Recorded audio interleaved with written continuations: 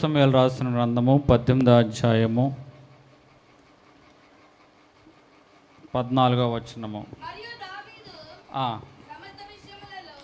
మరియు దావీదు సమస్త విషయములలో సుబుద్ధి కలిగి ప్రవర్తించగా యెహోవా అతనికి తోడుగా ఉండెను. చాలు. మరియు దావీదు సమస్త విషయములో సుబుద్ధి కలిగి ప్రవర్తించగా యెహోవా అతనికి తోడయుండెను. తర్వాత చూడండి. దావీదు మిగిలి సుబుద్ధి గలవాడై ప్రవర్తించుట సౌలు చూచి మరీ అధికంగా అతనికి భయపడెను. ఈరోజు 3 విషయాలు దావీదు గురించి మనము ధ్యానం చేసుకుందాము. ఇక్కడ బైబిల్ గ్రంథంలో దావీదు వెళ్ళిన చోటెల్లా అనే అనుభవం కనబడుచు ఉన్నది. వెళ్ళిన చోటెల్లా కూడా ఇక్కడ సుబుద్ధి కలిగిన వాడుగా ఉన్నాడు. కాబట్టి సుబుద్ధి కలిగిన దావీదుకు దేవుడు తోడయ్యున్నాడు. ఈరోజు దేవుని బిడ్డలమైన మనము కూడా సుబుద్ధి అనేది జ్ఞానం కలిగి ఉంటుంది. సుబుద్ధి అనేది సమయానుకూలంగా ప్రవర్తించేదిగా ఉంటుంది. సుబుద్ధి అనేది రాబోవు ఉపద్రవాన్ని తప్పించేదిగా ఉంటుంది.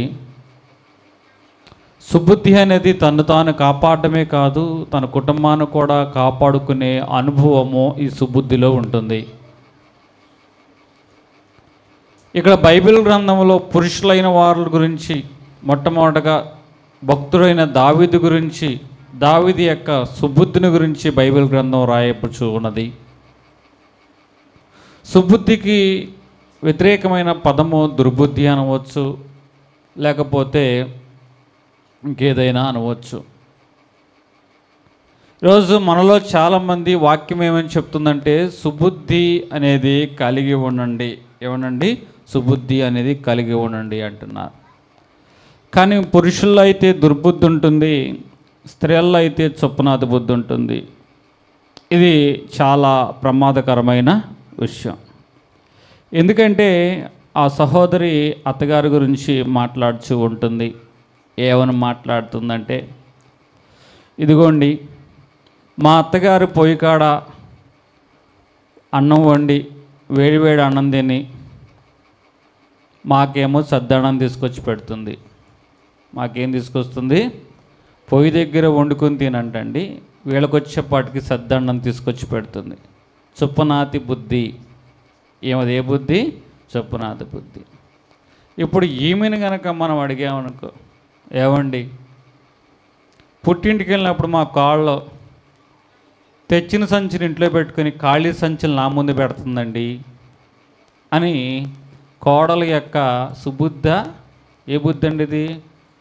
చొప్పునాతి బుద్ధిని గురించి ఈ అత్తగారు మాట్లాడుచు ఉన్నది. ఈరోజు దేవుని మందిరంలో ఉన్న మనము ఏ బుద్ధి కలిగిన వారుగా ఉండాలంటే సుబుద్ధి కలిగిన వారుగా ఉండాలి. బైబిల్ గ్రంథంలో ఒక తల్లి ఒక తండ్రి ఉన్నారు. ఇద్దరు బిడ్డలు పుట్టారు. తల్లి ఒక బిడ్డ పక్షంగా, తండ్రి మరి ఒక బిడ్డ పక్షంగా వెళ్ళిన వారుగా ఉన్నారు. తల్లిదండ్రులు ఇరువురుగా ఆ బిడ్డకి తల్లిగా తండ్రిగా ఉండవలసిన వారుగా ఉండాలి. కానీ ఇక్కడ ఒక బిడ్డకి తానే తల్లి అయింది, తానే తండ్రి అయింది. ఇక్కడ ఒక బిడ్డకి ఈయనే తండ్రి, ఈయనే తల్లి అయ్యారు. ఇస్సాకు రెబెకా యొక్క కుటుంబంలో యాకోబు ఏశావు విషయంలో జరిగినటువంటి వృత్తాంతం ఇది. ఎందుకంటే ఇక్కడ సుబుద్ధి కలిగి ఉండవలసిన భార్యాభర్తలు మరి ఏ బుద్ధి వీరిలో వచ్చిందో కానీ ఆ బుద్ధి ఏం చేసిందంటే ఒక బిడ్డ పక్షంగానే నిలబడేలాగా చేసింది.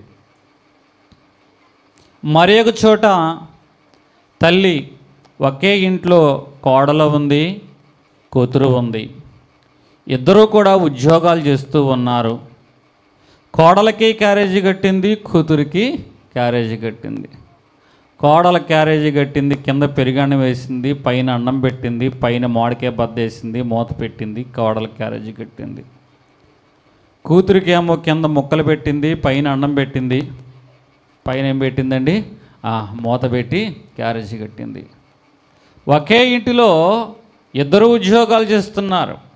ఒకరికి ఒక రకమైన క్యారేజీ, మరి ఒక రకమైన క్యారేజీ. ఇక్కడ ఏ బుద్ధి కనబడుతుందంటే నీచ బుద్ధి కనబడుచు ఉంటుంది. ఈరోజు దేవుని వాక్యం వింటున్న మనము ఎవరి ఎడలైనా సరే నువ్వు చేయగలిగింది ఏదైనా ఉన్నది అంటే అందరికీ సమానమైన అనుభవాలతో, సమానమైన భావముతో నువ్వు చూడగలిగితే, నువ్వు మంచి విత్తనము కోడల పక్షంగా విత్తితే అదే విత్తనము నీ పక్షంగా కొయ్యబడుతుంది. నీ అత్తగారి పక్షంగా నువ్వు మంచి విత్తనం విత్తితే ఈరోజు నువ్వు కోడలవేమి కానీ రేపొద్దున నీవు అత్తగారు అవుతావు. ఎల్లుండు ఏమవుతావు? ముసలాడు అవుతావు. అవతల ఎల్లుండు జేజమ్మ అవుతావు. ఏమవుతావు? జేజమ్మ అవుతావు. వయసు మారే కొద్దిగా నీ యొక్క అనుభవాలు మారుతాయి, నీ యొక్క పదవిలు మారుతుంది, నిన్ను పిలిచే పిలుపు మారుతుంది. కానీ వయసు మారే కొద్దిగా నీ యొక్క నీచు బుద్ధి మాత్రం మారకూడదు.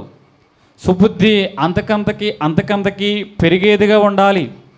దావీదు దేవుడు ఏ మాట చెప్పినా ఆ మాట చొప్పున చేస్తున్నవాడుగా ఉన్నాడు. దేవుని హృదయానుసారుడిగా ఉన్నాడు. దావీదు రాజ్యంలో రాజు మాట చొప్పున చేస్తున్నాడు, రాజ్యంలో మంత్రుల మాట చొప్పున చేస్తున్నవాడుగా ఉన్నాడు. అనతి కాలంలోనే రాజ్యములో ఉన్న దావీదు జనులైన వారందరికీ ఇష్టడుగా ఉండడం వలన ఇతని యొక్క సుబుద్ధిని బట్టి ఆటోమేటిక్గా జనులైన వారు ఏం చేస్తున్నారంటే ఇతనికి అనుకూలంగా, క్షేమకరంగా, చక్కగా సమాధానకరంగా, స్నేహపూర్తంగా, ఆహ్లాదంగా ఇతనితో మాట్లాడడానికి ఇష్టపడుతున్నారు. మనలో సుబుద్ధి అనేది ఉన్నట్లయితే మనతో జనులైన వారు స్నేహపూర్వకంగా మాట్లాడడానికి ఇష్టపడతారు. దుర్బుద్ధి అనేది ఉన్నట్లయితే ఆ దుర్బుద్ధి మనల్ని మనుషులకు ఏం చేస్తుందంటే దూరం చేసేదిగా ఉంటుంది. ఒక గ్రామంలో సుబుద్ధి, దుర్బుద్ధి అనే ఇద్దరు స్నేహితులు ఉన్నారు. ఈ ఇద్దరు స్నేహితులు కూడా వారి వారి వ్యాపారాలు జరిగించేవారు, వారి వారి పనులు జరిగించేవారు. ఈ సుబుద్ధి తన దగ్గరికి ఎవరైనా అవసరతలు వస్తే తనకి కలిగింది ఇచ్చేవాడు. ఈ సుబుద్ధి దానం చేసేవాడు, ధర్మం చేసేవాడు. ఎవరికైనా సరే దానం చేసినా, ధర్మం చేసినా చెవులో ఒక మాట చెప్పేవాడు. ఆ మాట విని మనస్సులో నవ్వుకుంటూ సంతోషపడుతూ వారు వెళ్ళిపోతూ ఉండేవారు. ఈ దుర్బుద్ధి ఉండేవాడు అంతకంతకి ఏం చేసేవాడు అంటే దుర్మార్గమైన వ్యాపారం, నాసిరకమైన సరుకులు, నాసిరకమైన వస్తువులు తీసుకొచ్చి అమ్మేవాడు, అధికమైన లాభాలు సంపాదించేవాడు. ఇక ఏ మాత్రం అవకాశం లేదు అనుకున్నప్పుడు దుర్బుద్ధి దగ్గరికి వెళితే అధికమైన వడ్డీలు వసూలు చేసేవాడు. ఆ గ్రామంలో సుబుద్ధికి ఎంత ఆస్తి ఉందో దుర్బుద్ధికి కూడా అంతే ఆస్తి సంపాదించాడు. కానీ సమాజంలో సుబుద్ధికి గ్రామం వారు ఇచ్చిన విలువ దుర్బుద్ధికి ఇవ్వడం లేదు. అయ్యో, నేను ఎంత ఆస్తి సంపాదించినా సుబుద్ధితో పాటు ఎక్కువగానే నేను ఆస్తి కలిగి ఉన్నా, నాకు సమాజంలో గౌరవ మర్యాదలు లేవు, కాబట్టి నేను కూడా సుబుద్ధిలాగా దానాలు ధర్మాలు చేయాలని దానం ధర్మం చేయడం ప్రారంభించాడు. సరుకులు ఉన్న వస్తువులు దానం చేశాడు. వస్తువులన్నీ ఎట్లాంటివి వీడి దగ్గర కొంటే నాసిరకం వస్తువులు. ఏమేంటండి? నాసిరకం వస్తువులు. చీరలు, వస్త్రాలు దానం చేశాడు. ఈ వస్త్రాలు ఎలాంటివి? నాసిరకము వస్త్రాలు. మరలా అన్నదానం చేద్దామని అందరినీ పిలిపించి భోజనాలు పెట్టించాడు. ఇతని దగ్గర ఉన్న వస్తువులు ఎలాంటివి? నాసిరకం వాటితో వండితే తినేవారు కూడా తిన్న రుచి కూడా ఎలాగుంటుంది? నాసిరకం. కొంతకాలానికి ఆ నాసిరకం ఆహార పదార్థాలు తిన్నవారు అనారోగ్యం పాలైపోయిన వారుగా కనబడుతున్నారు. ఒకరోజు దుర్బుద్ధి అనుకున్నాడు, ఇంకా నేను సమాజ సేవ చేయాలి అని ఆలోచన చేసి పిల్లోడు పుట్టినరోజు కదా అని ఊరంతా భోజనాలు పెట్టాడు. కానీ ఒక్కరు కూడా రాల. కారణం ఏమిటి అని అతడు ఆలోచన చేసినప్పుడు ఇతని యొక్క ఇంటిలో కానీ కొట్లో కానీ అన్ని నాసిరకం సరుకులు ఉన్నాయి. ఆ నాసిరకం సరుకులతోనే మనకి దానాలు ధర్మాలు చేస్తున్నాడు. అవి తింటే అనారోగ్యం పాలైపోతామని అందరికీ అర్థమైపోయి దానం చేస్తానన్నా కూడా తీసుకోలేనటువంటి అనుభవంలోకి ఆ ప్రాంతంలోని మనుషులు వచ్చేసారు. ఒకరోజు ఈ యొక్క దుర్బుద్ధి దానం చేసిన తర్వాత చెవులు ఒకడికి ఒక మాట చెప్పాడు, ఇదిగో నేను దానం చేస్తున్నాను అందరికీ చెప్పు, నా గురించి గొప్పగా నువ్వు చెప్పు అని అంటున్నాడు. కానీ దానం తీసుకుంటాక ఎవరో కూడా ఇతని దగ్గరికి రావడంలా.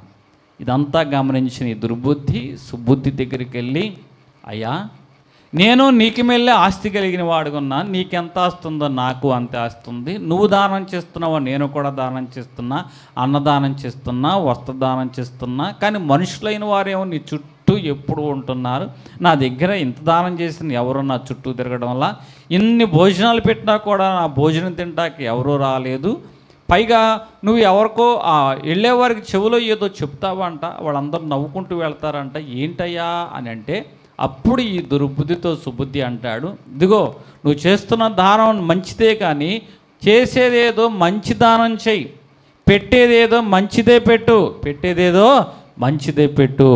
ఎందుకంటే నీ దగ్గర నాసిరకం సరుకు ఉంది, నాసిరకం సరుకు ఉందని చెప్పి ఆ నాసిరకం సరుకుతో పెడితే వారు అనారోగ్యం పాలయ్యారు. నాసిరకం వస్త్రం పెట్టావు, వేసుకోగానే పిగిలిపోతూ ఉంది.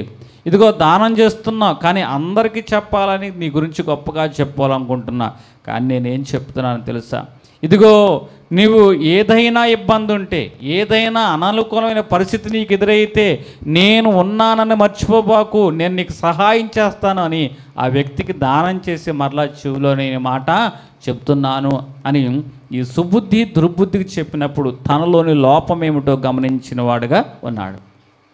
ఆ రోజు నుంచి సుబుద్ధిలాగా దుర్బుద్ధి కూడా ఏం చేస్తున్నాడు, మంచి పనులు చేసే దానము కూడా ఎట్లాంటి దానం చేస్తున్నాడో తెలుసా, మంచి దానము చేస్తున్నవాడుగా ఉన్నాడు. హల్లెలూయా, హల్లెలూయా. ఈరోజు మనం ఇచ్చేది ఏదైనా సరే దేవునికి ఎంత ఇచ్చినా కూడా శ్రేష్టమైనదే ఇవ్వాలి. కయీను హేబేలు యొక్క విషయంలో జరిగింది ఇదే, ఇద్దరూ దేవుని దగ్గరికి తెచ్చారు, కానీ శ్రేష్టమైనది తీసుకొచ్చింది ఎవరు చెప్పండి, అది ధనమైనా నీవిచ్చే సొమ్మైనా మరి ఏ ఆహార పదార్థమైనా ఇచ్చేది ఎలాగ ఉండాలంటే శ్రేష్టమైనదిగా ఇచ్చినట్లయితే ఆ శ్రేష్టమైనదే నీవు పొందుకునేవాడుగా నువ్వు కనపడచ్చు అంటావు. ఇక్కడ వాక్య భాగము స్పష్టంగా చెబుతూ ఉంది, దావీదు మిక్కిలి సుబుద్ధి కలిగిన వాడుగా ఉన్నాడు, మిక్కిలి సుబుద్ధి కలిగిన వాడుగా ఉన్నాడు. ఈరోజు పెద్దల దయందున సుబుద్ధి కలిగి ఉన్నాడు, దేవుని దయందు సుబుద్ధి కలిగిన వాడు, తనతో పాటు ఉన్న వారందరితో పాటు దావీదు ఎలాగున్నాడంటే సుబుద్ధి అనేది కలిగిన వాడుగా ఉన్నాడు. బైబిల్ గ్రంథంలో మనం చూసుకున్నట్లయితే సామెతలు రాసిన గ్రంథము 3వ అధ్యాయము 30వ వచనము,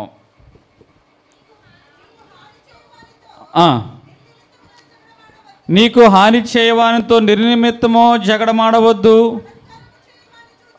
బలాత్కారం చేయవాను చూసి మత్సరపడకమో. ఇక్కడ చూడండి, హాని చేయవానితో మనం ఏం చేయకూడదు, నిర్నిమిత్తమో జగడము ఆడముకోము. దావీదు విషయంలో అబిగయలు నాబాలు ఏం చేశారు, నాబాలు దావీదు యొక్క విషయంలో హాని చేసిన వాడుగా ఉన్నాడు. హాని చేశాడని అతని నిమిత్తము జగడమాడడానికి దావీదు సిద్ధపడలేదు. ఇక్కడ అబిగయల ద్వారా అతడు వర్తమానం అందుకొని ఆ కుటుంబానికి సమాధానంతోనే ఉండిన వాడిగా కనపడుచున్నాడు. అంటే తాను ఎవరికైతే సహాయం చేశాడో సహాయం చేసిన వారే తనకు వ్యతిరేకంగా నిలబడి వ్యతిరేకంగా మాట్లాడినా కూడా దావీదు సుబుద్ధి కలిగి వారితో ఏమీ ఆడలేదు, జగడము అనేది ఆడలేదు. 2 సమూయేలు 22వ అధ్యాయము 24వ వచనం మనం చూసుకున్నట్లయితే,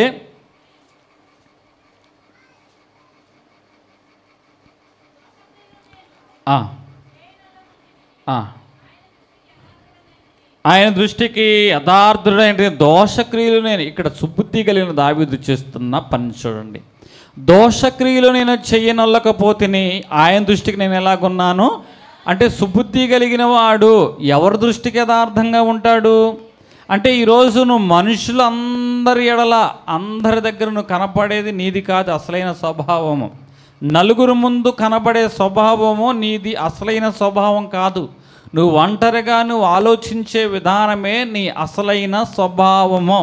అందుకే అతడు ఎలాగున్నాడు, దోషకార్యము చేయకుండా దేవుని ఎడల ఎలాగున్నాడు, యథార్థంగా ఉన్నాడు. సుబుద్ధి కలిగిన వాడు ఏం చేస్తాడు అంటే దేవుని ఎడల యథార్థముగా ఉంటాడు. ఇంకొంచెం లోతుగా మాట్లాడదాం. కీర్తనలు 26వ అధ్యాయము ప్రారంభ వచనము, నేను యథార్థవంతుడనై ప్రవర్తించుచున్నాను, నాకు తీర్పు తీర్చుము. అంటే సుబుద్ధి కలిగిన వాడు ఏం చేస్తున్నాడు? యథార్థం అంటే దేవునిలో ప్రభువునందు అతడు యథార్థంగా ఉన్నాడు. కీర్తనలు 78, 72 వచనము.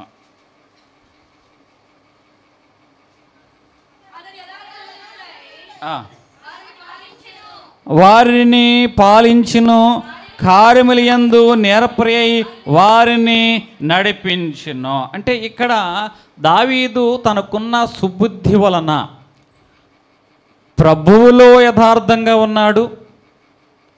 ప్రవర్తనలో ఒంటరిగా ఉన్నప్పుడు దేవుని ఎడల అతడు ఎలాగున్నాడు? యథార్థంగా ఉన్నాడు. అంటే దేవునిలో యథార్థంగా ఉన్నాడు, వ్యక్తిగతముగా యథార్థంగా ఉన్నాడు, ప్రవర్తనలో యథార్థంగా ఉన్నాడు, పరిపాలనలో కూడా యథార్థంగా ఉన్నాడు. 3 విషయాలు.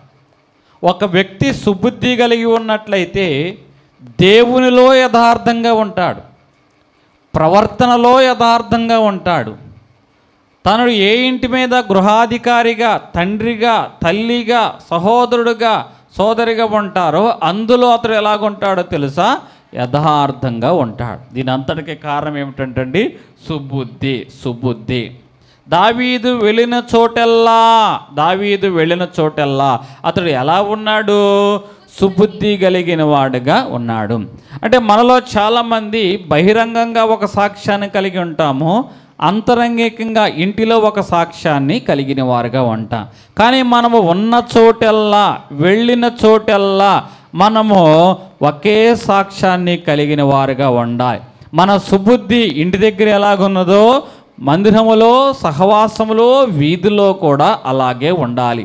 దావీదు యొక్క సుబుద్ధి అతడు ప్రభువులోనూ, ప్రవర్తనలోనూ, పరిపాలనలోనూ అతడు యథార్థంగా ఉండేలాగా చేసింది.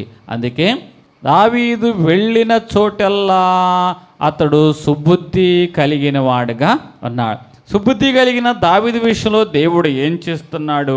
కీర్తనలు 28వ అధ్యాయము 7వ వచనము. యెహోవా నా ఆశ్రయము, నా భేదము, నా హృదయములో ఆయన యందు నమ్మిక ఉంచిన గనక నాకు సహాయము కలిగిను. అంటే సుబుద్ధి కలిగిన దావీదుకి ఏమి కలిగింది అంటే సహాయము. కీర్తనలు 54వ అధ్యాయము 4వ వచనము. ఇదిగో దేవుడే నాకు సహాయకుడు, ప్రభువే నా ప్రాణమును ఆదరించు. అంటే సుబుద్ధి కలిగిన దావీదుకు ఎవరు సహాయకుడిగా ఉన్నాడు? దేవుడే సహాయకుడిగా ఉన్నాడు. ఇక్కడ బైబిల్ గ్రంథములో సౌలు అనే వ్యక్తి ఉన్నాడు. ఈ సౌలు అనే వ్యక్తి ఎవరిని తరుముచు ఉన్నాడు అంటే దావీదును తరుముచు ఉన్నాడు. ఒకానొక సందర్భంలో దావీదు కెయీలా అనే పట్టణానికి వచ్చాడు. అక్కడ వారిని ఆశ్రయించాడు. వారు ఏమన్నారంటే మేము మీకు సహాయం చేస్తాము అన్నారు. ఇప్పుడు దావీదు ఆ కెయీలా పట్టణంలో తలదాచుకున్నవాడుగా ఉన్నాడు. వారి సహాయం చేత జీవనము కొనసాగించుచున్నవాడుగా ఉన్నాడు. ఈ విషయాన్ని తెలుసుకొని సౌలు రాజు గారు ఎవరి దగ్గరికి వచ్చాడు? కెయీలా పట్టణానికి వచ్చాడు. వెంటనే దావీదు దేవుని దగ్గర విచారణ చేశాడు. కెయీలా పట్టణస్థులు నన్ను సౌలుకు అప్పగిస్తారా అని దేవుని దగ్గర విచారణ చేసినప్పుడు దేవుడు చెప్తున్నాడు, ఇదిగో కెయీలా పట్టణస్థులు నిన్ను సౌలుకు అప్పగిస్తాడు అని దేవుడు దావీదుకు సహాయం చేసి ఆ పట్టణస్థుల యొక్క చేతుల్లో నుంచి దావీదును తప్పించిన వాడుగా ఉన్నాడు.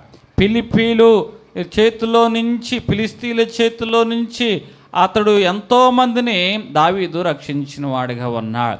ఫిలిస్తీన్ల మీదకి దండెత్తి కొంతమంది వచ్చారు. వారి చేతుల్లోంచి కూడా చివరికి ఫిలిస్తీన్లు కూడా కాపాడిన వాడిగా ఉన్నాడు. 400 మంది దావీదు చుట్టూ ఉన్నా వీరందరూ దావీదుకి అనుకూలంగా ఉన్నవారే. కానీ ఒక ఘటన జరుగుట వలన దావీదుకి వ్యతిరేకంగా ఈ 400 మంది లేచిన వారుగా ఉన్నారు. ఏ మనుషులైతే అండగా ఉంటానన్నారో, ఏ మనుషులైతే సహాయం చేస్తానన్నారో అదే మనుషులు ఏం చేశారంటే దావీదుకు వ్యతిరేకంగా వారు రాళ్ళు ఎత్తిన వారుగా ఉన్నారు. ఆ సమయంలో మనుషులను నమ్ముకోవాలి అంటే భయం వేసింది. ఒక పక్క తల్లిదండ్రుల వల్ల సహాయం లేదు, రాజు వల్ల సహాయం లేదు, కడుపును పుట్టిన బిడ్డల వల్ల సహాయం లేదు, అదేవిధంగా పెళ్లి చేసుకున్న భార్య వలన సహాయం లేదు, సహాయం చేసిన నాబాలు వల్ల సహాయం లేదు, యోవాషు వల్ల సహాయం లేదు, యోవాబు వల్ల సహాయం లేదు, సైన్యాధ్యక్షుడి వల్ల సహాయం లేదు. నమ్ముకున్న వారందరి ద్వారా అతడు ఏమయ్యాడంటే తిరస్కరించబడిన వాడుగా, వెలివేయబడిన వాడుగా అతడు కనబడుచున్నాడు. అటువంటి అనుభవాలలో అందరూ దావీదుని విడిచిపెట్టినా కూడా దావీదుకు ఎవరు సహాయకుడిగా ఉన్నాడు తెలుసా? దేవుడు సహాయకుడిగా ఉన్నాడు. కారణం ఏమిటో తెలుసా? దావీదు వెళ్ళిన చోటల్లా దావీదుకు దేవుడు ఏమై ఉన్నాడు? సహాయకుడై ఉన్నాడు. ఏమై ఉన్నాడు? సహాయకుడై ఉన్నాడు. ఒకసారి సాధు సుందర్ సింగ్ గారు ఒక ప్రాంతానికి వెళ్ళారు. ఆ ప్రాంతానికి వెళ్ళినప్పుడు నిలువ నీడలేదు. ఒక పాడుపడ్డ ఇల్లు ఉంటే ఆ ఇంటిలో ఎవరూ లేకపోతే ఆ రోజు ఆ ఇంటిలో ఆశ్రయం పొందామని ఆ ఇంట్లో ఆ రాత్రంతా నిద్రించారు. తెల్లవారు లేచి చూసినప్పుడు సాధు సురేంద్ర సింగ్ గారు పక్క ఉంటా ఈ పక్క ఒక పాము, ఆ పక్క ఒక పాము పడుకొని ఉండట ఆయన గమనించిన వాడుగా ఉన్నాడు. ఆయనకు ఆశ్చర్యం అనిపించింది. రాత్రంతా నేను ఈ విషపురుగుల మధ్యనే పడుకున్నానా? అయినా దేవుడే నాకు సహాయకుడిగా ఉండి నన్ను ఈ విషపురుగుల చేతిలోంచి రక్షించాడా అని దేవుడే చేసిన సహాయాన్ని తన పరిచర్యలో ఆ యొక్క విషయాన్ని అనేక మంది చోట్ల ఈ యొక్క విషయాన్ని చెప్పి ఆ సింగ్ గారు దేవుని గురించి, దేవుని యొక్క సహాయం గురించి జనులైన వారికి తెలియజేసిన వాడుగా ఉన్నాడు. ఈరోజు దేవుడే నీకు సహాయకుడిగా ఉంటాడు. ఆనాడు అరణ్యములో మనం చూసుకున్నట్లయితే ఎక్కడి నుంచి మా ఆహారం పెడతావంటే ఆకాశంలో నుంచి దాచిన మన్నాను, దేవదూతల మన్నాను వారికి ఇచ్చాడు. ఎక్కడి నుంచి మమ్మల్ని ఈ యొక్క ఎర్ర సముద్రం దాటిస్తావంటే దారిన నేలను ఏర్పాటు చేసి ఎర్ర సముద్రాన్ని దాటించిన వాడుగా ఉన్నాడు. బండలో దాచిన నీరుని బయట తీసుకొచ్చి వారి యొక్క దప్పికని తీర్చిన వాడుగా ఉన్నాడు. ఈరోజు దేవుడు నీకు సహాయకుడిగా ఉంటే ఎదుటిగా కనపడేది బండే, కానీ అందులో మధురమైన జలంగా ఉంటుంది. దేవుడు నీకు సహాయకుడిగా ఉంటే ఎదుటిగా కనపడేది ఎర్ర సముద్రమే, కానీ అందులో దాగి ఉన్న ఒక గొప్ప రహదారి ఏర్పాటు చేయబడి ఉంటుంది. దేవుడు నీకు సహాయకుడిగా ఉన్నట్లయితే ఆకాశము కనబడుచు ఉంటుంది. అందులో నుంచి దేవుడు నీకు దేవదూతల ఆహారాన్ని నీకు అందించి నిన్ను పోషించువాడుగా ఉంటాడు. ఈరోజు దేవుడు మనకు సహాయకుడిగా ఉండును గాక. హల్లెలూయా. దావీదు వెళ్ళిన చోటెల్లా దేవుడు దావీదుకి ఎలాగున్నాడు? సహాయకుడుగా ఉన్నాడు. మొదటి మాట, దావీదు వెళ్ళిన చోటెల్లా దావీదు ఏం కలిగి ఉన్నాడు? సుబుద్ధి కలిగిన వాడుగా ఉన్నాడు. ఏమండి, ఏ బుద్ధి కలిగిన వాడుగా ఉన్నాడు? సుబుద్ధి కలిగిన వాడుగా ఉన్నాడు. రెండవదిగా దావీదు వెళ్ళిన చోటల్లా దావీదుకు ఎవరు సహాయకుడిగా ఉన్నారు? దేవుడు సహాయకుడిగా కనపడుచు ఉన్నాడు. మూడవ మాట మనం చూసుకున్నట్లయితే ఇక్కడ దావీదు వెళ్ళిన చోటల్లా దావీదునట దేవుడు రక్షించిన వాడుగా ఉన్నాడనే వాక్య భాగం మనం చూసుకోవచ్చు. రెఫరెన్స్లో చూసుకున్నట్లయితే అపోస్తుల కార్యము 2వ సమూయేలు రాసిన గ్రంథము 22వ అధ్యాయము 3వ వచనము.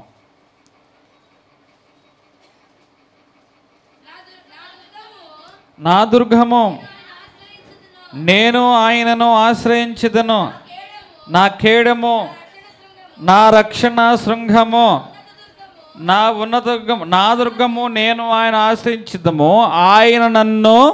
ఆయన నాకు రక్షకుడు, బలాత్కారుల నుండి నన్ను రక్షించువాడువు నీవే. బలాత్కారుల నుండి రక్షించువాడువు నీవే అంటే బలాత్కారుల చేతులోంచి ఆయన రక్షిస్తాడు. ఒకసారి దావీదు గొప్ప యుద్ధాన్ని జరిగించిన తర్వాత ఏం జరిగింది? అనేక మంది స్త్రీలైన వారు ఏం చేస్తున్నారు అంటే పొగుడ్చు ఉన్నవారుగా ఉన్నారు. దావీదు మీదకి ఒక గొప్ప ఉపద్రవం వచ్చింది. సౌలు పగబట్టిన వాడుగా కనపడుచున్నాడు. దావీదు అరణ్యవాసి అయిన వాడుగా ఉన్నాడు, ఒంటరి అయిన వాడుగా ఉన్నాడు, నిలువు నీళ్ళలేడు వాడుగా ఉన్నాడు. కెయిలా పట్టణస్థుల మధ్యలోనూ ఫిలిస్తీన్ల మధ్యలోనూ ఉన్నాడు. కానీ వారు సరిగ్గా వారికి దావీదుకి ఆశ్రయం అనేది ఇవ్వలేని వారుగా కనపడుచున్నారు. ఇట్లాంటి సందర్భం ఎదురైంది. ఇలాంటి సందర్భం ఎందుకు ఎదురైంది అంటే ఒకరోజు దావీదు గొలియాతును చంపి తిరిగి వస్తూ ఉంటే ఆడవాళ్ళు పాడిన పాట దావీదుకి ఎంత తిప్పలు తీసుకొచ్చింది. ఆడోళ్ళు ఒక పాట పాడారంట. ఏం పాట పాడారు చెప్పండి. సౌలు ఏమో ఏంటండి, వేల కొలది, దావీదు 10,000 కొలది. అంటే ఆడవాళ్ళు పాడిన పాట ఇద్దరు మగవాళ్ళ మధ్య ఏం తీసుకొచ్చిందో తెలుసా? కత్తులు దూసుకేటువంటి అనుభవం తీసుకొచ్చేసింది. ఆడవాళ్ళు పాడిన పాట సౌల్లో ఏ చూపు వచ్చిందట? విషపు చూపు. ఇట్లాంటి ఆడవాళ్ళు కనుక ఈ కాలంలో ఉండుంటే గనక హల్లెలూయా. కాబట్టి ఈ పాటికి 3వ ప్రపంచ యుద్ధం ఏంటి, భూమి కూడా అంతరించిపోయేది. దేవుని మహాకృప వారి మన మధ్యలో లేకుండా చేశాడు. గట్టిగా స్తోత్రం చెప్దాం. ఇప్పుడు వాక్యం లోపలికి వెళదాం. ఇంతటి కారణానికి కారణమంతటి ఎవరు? ఆడవాళ్ళు. ఇప్పుడు దావీదు ఫిలిస్తీన్ యొక్క తల నరికొచ్చాడు. ఇప్పుడు దావీదుకి మామగారు ఎవరు? సౌలు. ఇప్పుడు దావీదు అత్తగారు ఎవరు? సౌలు యొక్క భార్య. ఇప్పుడు ఈ అత్తగారు అప్పు చేసైనా సరే ఇదిగో దావీదు ఫిలిస్తీయుడి యొక్క తల నరుక్కొని వస్తుంది కదా అని చెప్పి అప్పు చేసైనా సరే ఆమె ఏమి వండాలి? పప్పు కూరనైనా వండాలి. దావీదు వెళ్ళేసరికి గారెలు కానీ, బూర్లు కానీ, చక్రాలు కానీ, ఒడియాలు కానీ, ఏవైనా సరే సున్నుండలు కానీ, బొబ్బట్లు కానీ, రవ్వట్లు కానీ ఏ ఒకటి వేసి పెట్టి, అల్లుడు గారు మీరు కాబట్టి ఫిలిస్తీన్ యొక్క తల నరుకుంటూ వచ్చారు అని అల్లుడు గారికి కావలసిన ఆహార పదార్థాలన్నీ పెట్టి అల్లుడు గారిని గణపరచవలసిన పరిస్థితి అది. కానీ ఇద్దరు ఆడవాళ్ళు పాడిన పాట ఏం చేస్తుందంటే సౌలు యొక్క ఈటే ఎవరి మీదకి ఇస్త్రీలాగా చేశారు? దావీదు మీదకి ఇస్త్రాడు. అలా విసిరినప్పుడు ఆ సౌలు వీటి నుంచి ఎవరితో రక్షించారో తెలుసా? దేవుడే. దేవుడే సౌలు ఈటి నుంచి దావీదును రక్షించిన వాడుగా ఉన్నాడు. హల్లెలూయా, హల్లెలూయా. ఇక్కడ నేను చెప్తున్న మాట, మన జీవితంలోకి ఏది రాకూడదంటే ఈర్ష్య రాకూడదు. ఈ ఈర్ష్యకు ఎదురుగా నిలబడి ఎవ్వరు కూడా నిలబడలా ఇంతవరకు.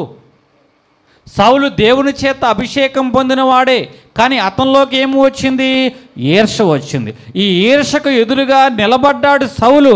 అలా ఈర్ష్యకు ఎదురుగా నిలబడడం వల్ల చివరికి తన కుటుంబాన్ని కోల్పోయిన వాడుగా ఉన్నాడు.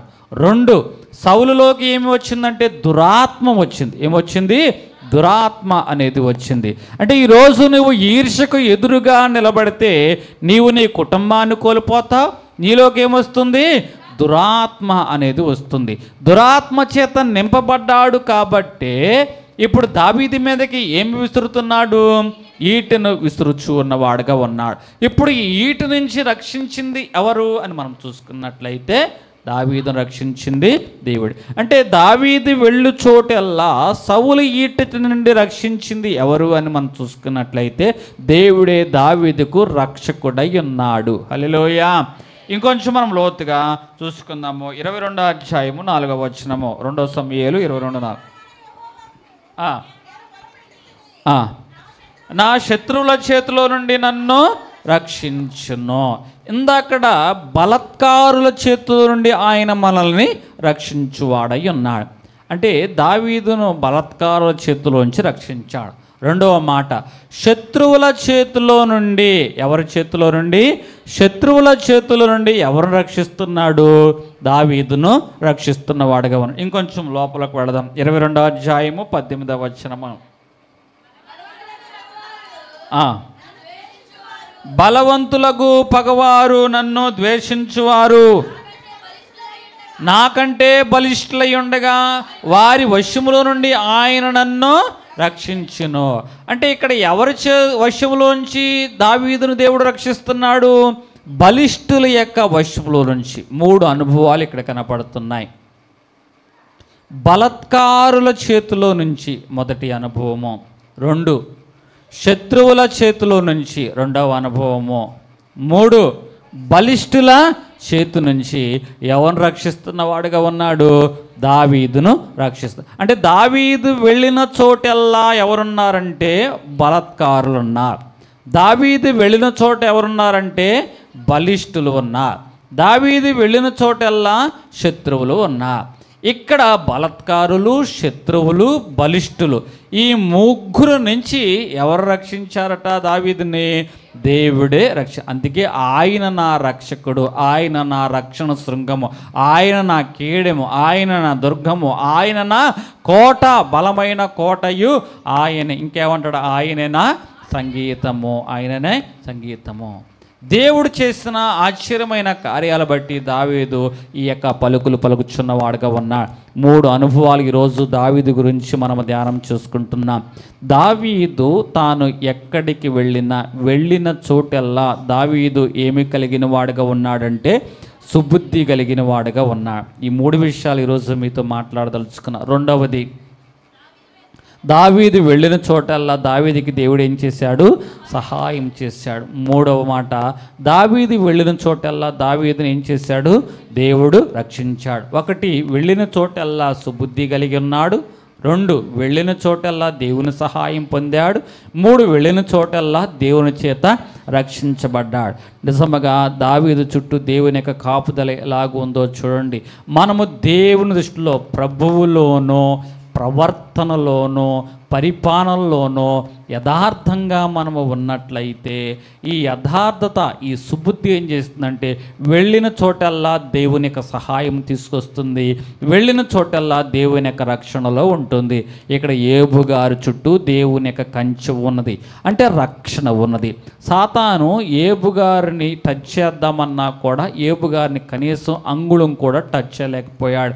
కారణం ఏమిటంటే యోబు చుట్టూ దేవుడు వేసిన కంచె. చివరికి దేవుని యొక్క సెలవు చేతనే యోబును రక్షించి ఆ యోబును పరీక్షించాడు, కానీ యోబు యొక్క ప్రాణాన్ని మాత్రం అతడు టచ్ చేయలేకపోయాడు. కారణం ఏంటో తెలుసా? అది దేవుని యొక్క రక్షణలో కనపడుచుంది.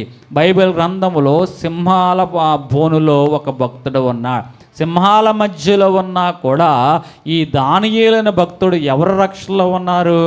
దేవుని రక్షణ. అందరూ అనుకుంటున్నారు సింహాల మధ్యలో ఉన్నాడు అనుకుంటున్నారు, కానీ దానియేలు ఎవరి మధ్యలో ఉన్నానని ధైర్యంగా ఉన్నాడు? నా చుట్టూ దేవుని యొక్క రక్షణ ఉన్నది, నన్ను కాపాడువాడు కొనకడు నిద్రపోడు, ఇశ్రాయేలును కాపాడువాడు కొనకడు నిద్రపోడు అని దేవుని యొక్క రక్షణలో అతడు ఉన్నాడు. ఇక్కడ అగ్నిగుండము, అందరూ అంటున్నారు ఇదిగో అగ్నిగుండములు వారు మలమలా మాడిపోతారు అనుకుంటున్నారు, కానీ అగ్నిగుండాల మధ్యలో షడ్రకు మేషకు అబద్నిగోలు చుట్టూ 4వ వ్యక్తి వచ్చాడు. వారికి ఎలాగున్నాడంటే రక్షణగా. యెహోవా యందు భయభక్తుల వారి పట్ల ఆయన ఎలాగుంటాడంటే రక్షకుడుగా ఉంటాడు. ఈరోజు దానియేలుకు దేవుడు ఏ రక్షణ ఇచ్చాడో, షడ్రకు మేషకు అబద్నిగోలుకు దేవుడు ఏ రక్షణ ఇచ్చాడో, నీకు అటువంటి విపత్కరమైన అనుభవాల మధ్య తన యొక్క రక్షణ ఇవ్వడానికి సిద్ధంగా ఉన్నాడు. నీవేం చేయాలంటే నీవు దేవుని ఎడల యథార్థత కలిగి ప్రవర్తనలోనూ ప్రభువులోనూ అదేవిధంగా పరిపాలనలోనూ నువ్వు యథార్థత కలిగి ఉన్నట్లయితే వెళ్ళిన చోటల్లా దేవునికి సహాయంగా ఉంటాడు. అట్లాగే రెండవ మాట, వెళ్ళిన చోటల్లా దేవుడు నీకు రక్షకుడిగా ఉంటాడు. అటువంటి కృపలో దేవుడు మనల్ని నడిపించునుగాక. మీ అందరికీ నా నిండు వందనం. మరణాత.